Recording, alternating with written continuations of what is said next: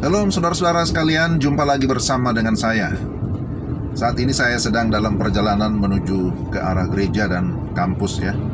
Tapi ketika saya dalam perjalanan, saya teringat ya, lebih tepatnya tergelitik dengan tontonan akhir-akhir ini yang terlalu sering menyuguhkan tentang Yudas ya.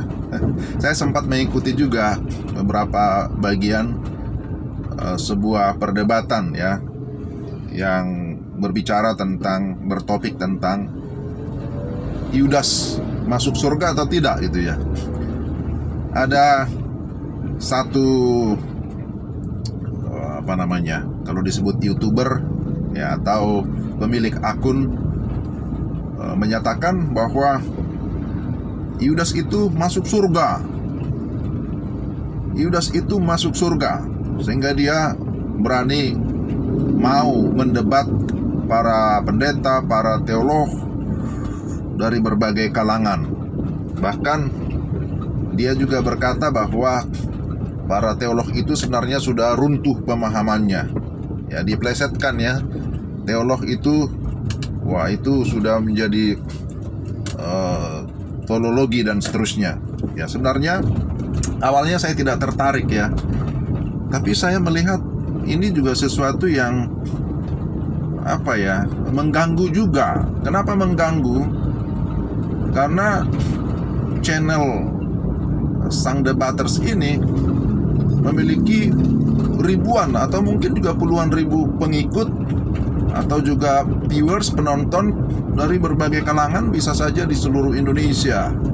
Dan dia selalu mengulang-ulang, selalu menekankan bahwa Yudas itu pasti masuk surga dengan argumentasinya yang sebenarnya saya juga menilai banyak comot-comot ayat juga ya. Tetapi dia tetap bersikukuh menyatakan bahwa Yudas pasti masuk surga karena dia adalah orang pilihan yang dipilih langsung oleh Yesus.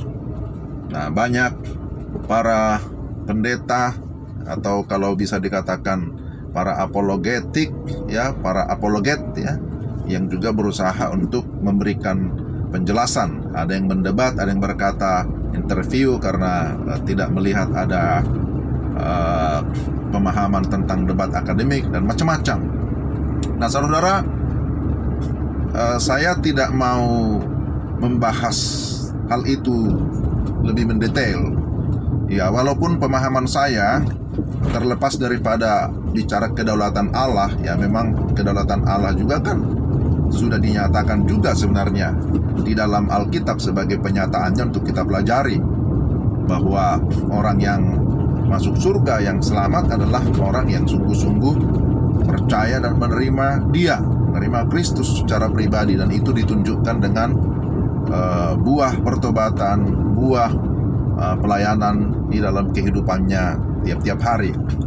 Jadi sebenarnya kalau saya ditanya secara pribadi, yang saya pahami bahwa orang seperti Yudas Iskariot ini yang sudah mengkhianati Yesus, kemudian tidak pernah dicatat bahwa dia memiliki pertobatan yang serius, malah mengakhiri hidupnya dengan bunuh diri.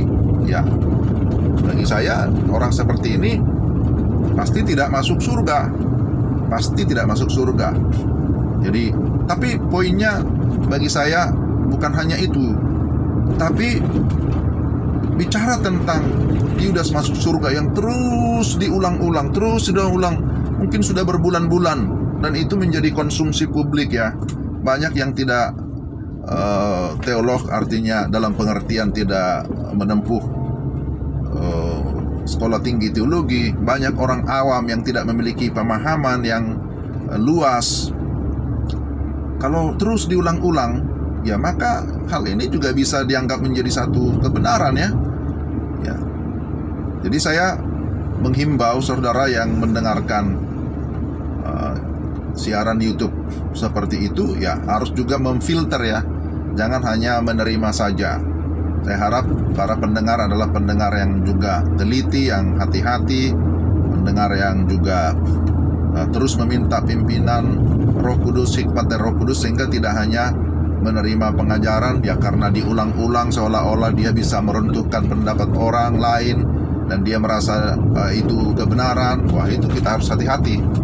Jadi secara praktisnya begini saudara, menyikapi hal yang demikian ya, kalau itu terus diperdengarkan, bukankah ini juga bisa dipakai oleh orang tertentu? Ya kalau begitu kita bisa melakukan apa saja dan tidak ada masalah. Ternyata orang yang mengkhianat kepada Tuhan pun ya bisa selamat gitu ya. Ini bahaya. Orang yang menjual Tuhan pun tidak apa-apa kalau begitu. Orang yang bunuh diri pun tidak apa-apa, pasti akan masuk surga. Wah, ini kan bahaya di tengah-tengah zaman yang sudah semakin parah, artinya tingkat stresnya karena berbagai masalah, apalagi pandemi virus corona yang masih berkelanjutan, situasi ekonomi makin sulit. Wah, sulit mencari pekerjaan, ada yang dirumahkan, di PHK. Dan orang berkata, ya kalau begini, ya sudahlah, kita jual Tuhan. Atau dia berkata, ya sudahlah, kita mengakhiri hidup ini karena sudah tidak ada harapan. Ya karena kita juga pasti akan masuk surga. Yang penting sudah menjadi orang Kristen. Wah, ngeri ya kalau begini ya. Ini bahaya.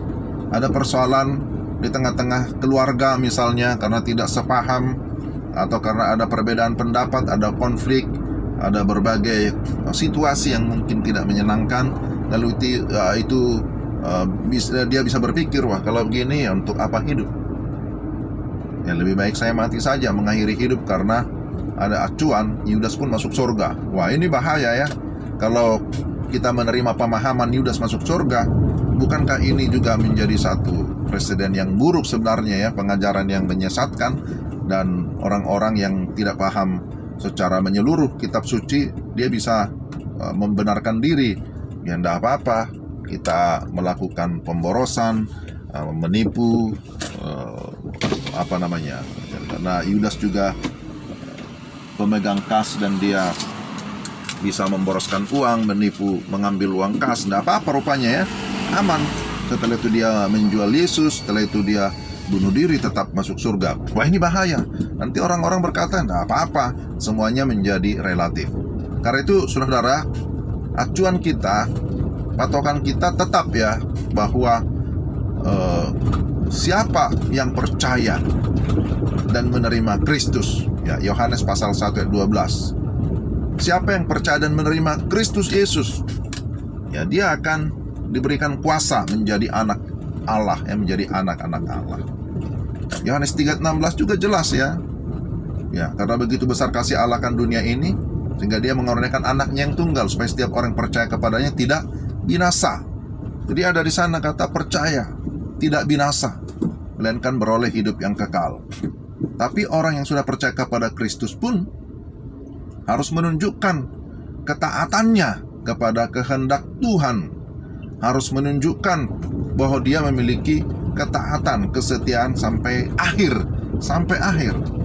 Dan menunjukkan bahwa ada buah yang dihasilkan, ada buah pertobatan, ada karakter yang dibaharui, kemudian ada buah pelayanan ataupun buah Injil sebagai respon dia terhadap keselamatan yang Tuhan karuniakan. Saya kira begitu saudara ya.